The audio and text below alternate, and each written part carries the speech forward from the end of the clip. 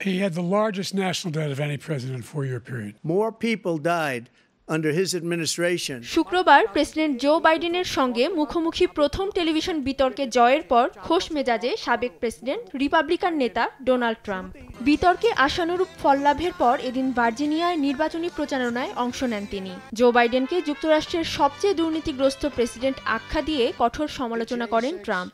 এ সময় 2021 সালের 6 জানুয়ারি Capitol hill দাঙ্গার ঘটনায় আটককৃতদের অবিলম্বে মুক্তির দাবি জানান। The most incompetent president in the history of our country.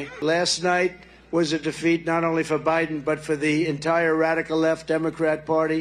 এদিন সকালে সুপ্রিম কোর্টের একটি রায়ে বলা হয় দাঙ্গার ঘটনায় অভিযুক্তদের একজনকে ভুল অভিযোগে অভিযুক্ত করা হয়েছিল।